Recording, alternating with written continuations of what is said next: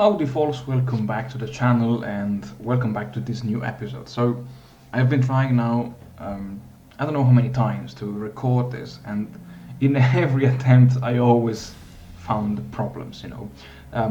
Mostly they were coding issues, two generals used, the same general used twice, and stuff like that. And I think this is now this will be the definitive version of this episode. And I decided to record this live introduction just because there are a couple of things that I would like to discuss live, let's say, basically.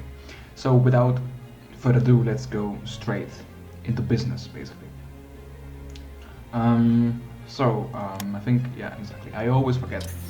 As you can see briefly, I am upgrading my air bases just to do something, to make sure that my airplanes will have at least a nice decent place to repair and reorganize, because most of them now have only, let's say, level 2 airbase, while I want to have at least level 4, and in some cases I even upgraded them to level 10 airbases. Basically, there are a few things that I need to double check when the war will kick out, which will hopefully happen soon. And okay, it's now the time to discuss this. Okay, so I would say more factory workers, because it's always good. The home front, yes, I need it. Now, for the motherland, it's unfortunately there are all these very fancy potential events that could happen. I tried already, and I can't really see which one it will be triggered. I just have, I think, so 80% of chance I get the high invasion confusion high, which is not so nice because it gives me, what the fuck, until September 20th. 1941, minus 27.5% of land organization. That's a real malus. But still, let's say the most interesting modifier is this one. So where is Stalin? Stalin, I would say, is in his dacha now, and this will trigger this national modifier Stalin dacha, which will again further penalize my land and air units. But I tried already multiple times, and I can tell you that by deploying the Red Army behind this line, I will have enough time to make sure that when the main Axis attack or attacks will occur, I will not suffer from this negative modifiers, because I tried, and by July the 5th, the first vanguard of the Axis of the German invasion will have barely reached Jelgava and Bauska south and southwest of Riga, basically. So this, the idea of deploying the Red Army behind the Vina and Dnieper defensive line will on one hand give me time to mobilize the Red Army. As you can see now, everything is needs to be mobilized. Yeah. Anyway, they need to be mobilized, and yeah, it will give me enough time to get rid of this negative modifier. Soviet people, I like to keep them in factories because of this juicy 10% of IC, and no need of ships now. Briefly, let's have a look into the politics now. Okay, so there are a few changes here that needs to be done. First of all, it's the service by requirement for the extra manpower. Then is the total economic mobilization, which will give me a total plus 75% of IC, which is a lot. And then, of course, the heavy industry emphasis. I will still leave the basic training just because of the leadership modifier and the supply consumption, which I don't want yeah. And yeah, now the industry will find tunes for war, and I guess now Romania and Hungary, exactly, they will join the war. There is an interesting bug that I found, and is that in the intelligence tab, so I have 10 the domestic spies. Everything is set only on counter-espionage. They can see that there is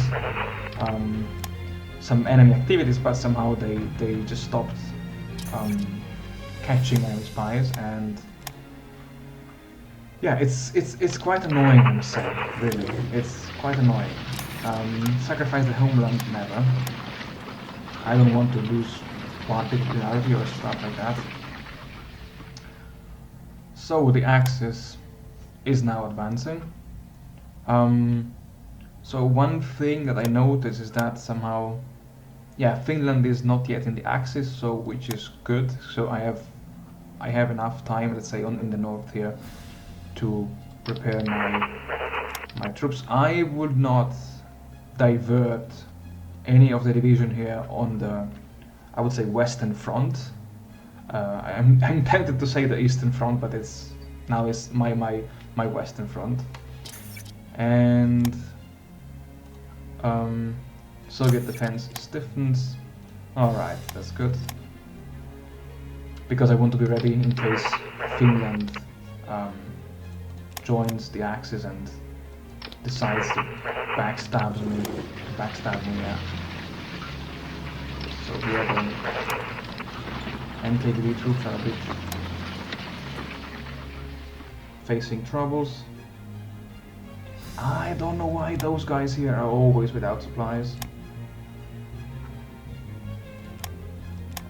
Which is bad. Let's try to do this.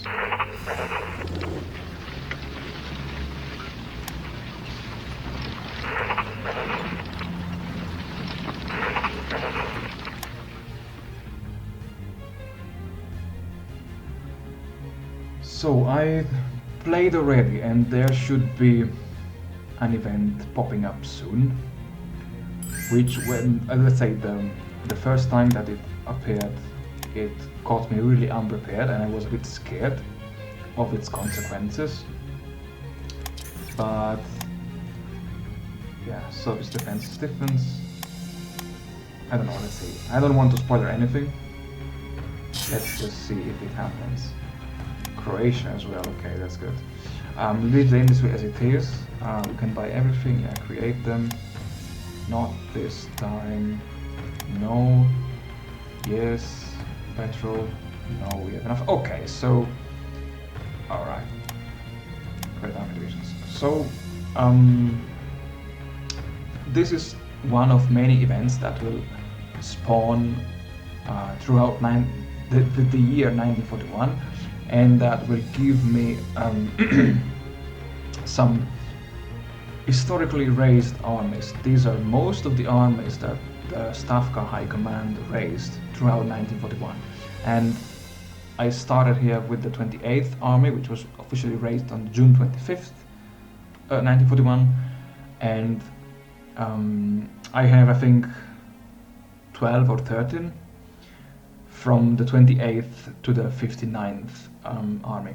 Not all of them will appear on the battlefield. Some of them, like the 35th and 36th Armies, which were deployed on the Far Eastern Front, I decided not to add them. And others armies, like the 29th Army or the 40th Army, I just could not find a proper order of battle of these armies, so I decided to skip them. So each army spawns in its historical location with the historical commander. I mean, yeah, I tried to put the historical commanders in case, again, I had this conflict of having the same general commanding two different armies. Sometimes, yeah, happened. What I did was to add a second commander, which somehow took command of the army between 1941 and 1945. Like, yeah, Kashalov here, which was commander of the Arkhangelsk military district, now became commander of the 28th Army.